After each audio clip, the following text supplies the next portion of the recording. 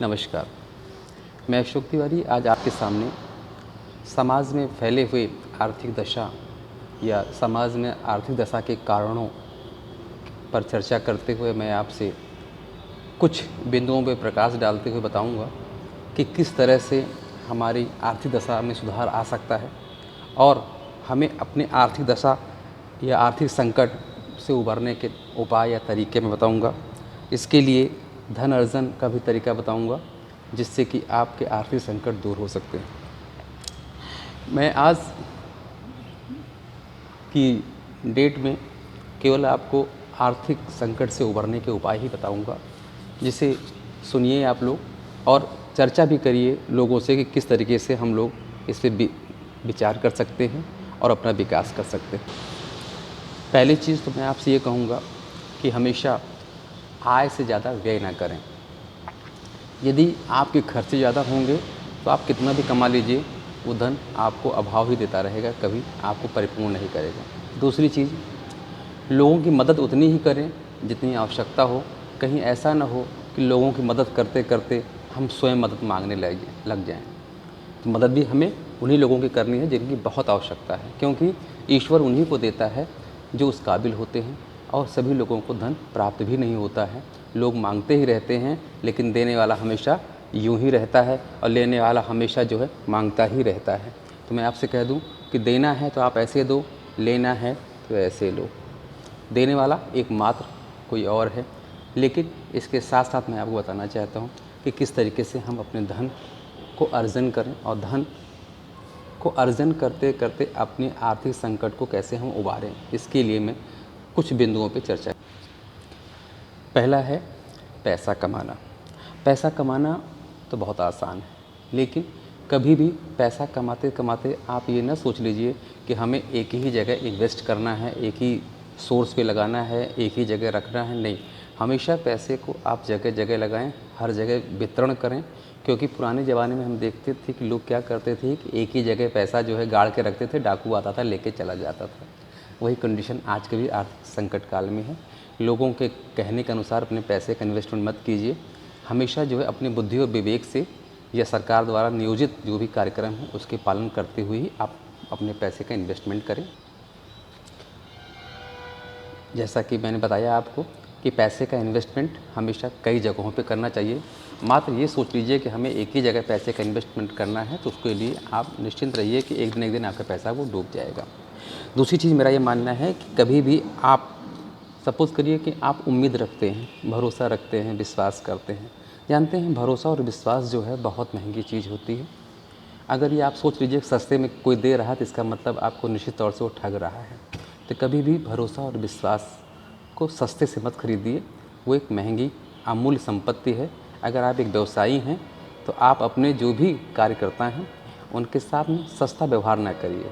क्यों? क्योंकि अगर वो सस्ता आपको दे रहे हैं तो इसका मतलब आपके साथ कहीं कहीं से कटौती करेंगे वो। मेरा कहने का मतलब ये है कि जीवन का में सारा पैसा एक ही जगह मत इन्वेस्ट कर दो, ताकि मैंने जैसे बताया ना कि एक ही जगह आपने लगा दिया और एक समय ऐसा आया डाकू लेकर के चला गया, चोर आया लेके चला गया। ये कभी कभी घर में भी ऐसी वारदातें हो जाती हैं कि आप अपने पैसे का इन्वेस्टमेंट सही जगह नहीं करते हैं और गलत जगहों पे हो जाता है। या मेरा कहने का मतलब ये है कि आप एक ही जगह रखते हैं। सपोज़ करिए कि आप अलमारी में 2 लाख रुपए रखते हैं, सबको पता है 2 लाख बाहर रखा है, लेकिन अगर आपने 50-50 हज़ार रुपये 4 जगह रखे हुए हैं तो ऐसी दशा में आपका पैसा अगर जाता भी है तो सुरक्षित रहेगा। कम से कम एक जगह जाएगा, 2 जगह जाएगा, 3 जगह जाएगा, लेकिन चारों जगह नहीं जाएगा। तो इसलिए भी हम लोग जैसे यात्रा करते हैं तो यात्रा के समय भी क्या करते हैं कि अपने पैसे को एक ही जगह ना रख करके 2 या 3 जगह रखते हैं, पोटली बना करके या पॉकेट में, वॉलेट में, जहाँ भी। अब आजकल तो खैर डिजिटल का ज़माना है तो लोग अपने बैंकों में वॉलेट के थ्रू खर्च करते हैं, लेकिन साथ ही साथ अपने पैसे का जो इन्वेस्टमेंट है उसे एक ही जगह ना किया जाए, इस पर विशेष ध्यान रखें। क्योंकि पैसे का इन्वेस्टमेंट करना भी एक कला है, वो जो सबके बस की बात। अगला बिंदु है मेरा कि पैसे की आवश्यकता के अनुसार ही खर्च करें। कभी ये ना हो कि बहुत से लोग क्या करते हैं कि कभी जैसे कहीं गए, जो मिला वही ले लिया। तो आपको बता दूं कि एक दिन ऐसा आता है कि आप अपनी आवश्यकताओं की चीज़ें ना लेकर के दूसरों की आवश्यकताओं की चीज़ें लेते हैं, और जो आपकी आवश्यकता की चीज़ होती है उसे आपको एक दिन बेचना पड़ता है। तो ऐसी दशा में पैसे को बहुत मूल्यवान समझें और जगह जगह पैसे को खर्च न करें। जब आवश्यकता हो तभी पैसे को खर्च करें। इसके लिए मैं आपको बता दूं कि सही समय और सही निश्चित जगह का चुनाव ही करें। किसी जो कि विशेष ज्ञान रखता हो इस क्षेत्र में उसकी मदद लें, और कभी भी अपने धनराशि को किसी के सामने प्रदर्शित ना करें, क्योंकि प्रदर्शन, जैसे कि कहा जाता है कि धन, स्त्री और भोजन, ये दोनों जो है बहुत संभाल के रखना चाहिए। तो हमेशा जो है भोजन को संभाल के करिए, ये धन को भी और स्त्री को। ये तीनों चीज़ें मूल्यवान होती हैं मनुष्य के जीवन में, जो कि एक ही बार मिलती हैं, बार बार नहीं मिलती। अच्छा भोजन भी मिलता है तो दिन में कहीं एक बार अच्छा मिलता है। हम लोग वर्क करते हैं, काम करते हैं, दिन भर व्यस्त रहते हैं। व्यस्तता के साथ साथ अपने जीविका जीने के लिए, परिवार के अर्जन के लिए, खर्चन के लिए, हम अपनी व्यवस्था के लिए, जैसा कि हमने पुराने एपिसोड में मैंने आपको बता दिया था कि हम अपनी आवश्यकताओं से ज़्यादा चीज़ों को न रखें। इससे भी हमारा धन बर्बाद होता है, व्यय होता है, जिसका संचय प्रॉपर नहीं हो पाता। मैं बताना चाहता हूँ कि बहुत से लोग रिस्क लेते हैं। रिस्क लेने का मतलब ये है कि बहुत से लोग, अरे ठीक है क्या होगा, देखते हैं कुछ तो होगा। ऐसी दशा में मैं बताना चाहूँगा कि कभी भी नदी में दोनों पाँव मत उतारिए। कुछ बचा के रखिए, कुछ खर्च कीजिए।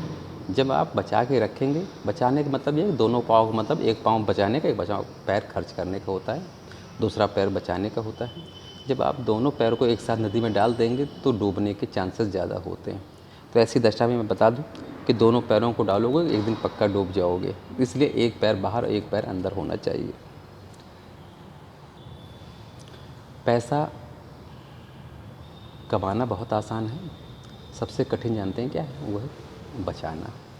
एक उद्देश्य बना लीजिए जीवन में कि यदि आपने पैसे को आज बचाया, और बचाया क्या, ज़्यादा नहीं, मात्र 10 से 20% आय का, जो भी आपकी इनकम है, जो भी आपकी आय है, उस आय का 10 से 20% पैसा बचाने के बाद में आपको अपने आगे के जीवन के लिए कभी किसी के आगे हाथ नहीं फैलाना पड़ेगा। इसके लिए आप कितना भी परिश्रम कर लें, लेकिन बिना बचत किए, बिना सेव किए वो पैसा आपके किसी काम नहीं आएगा। तो ऐसी दशा में मैं यही कहना चाहूँगा कि आप जो है अपनी आय का 10 से 20% ज़रूर बचाएँ।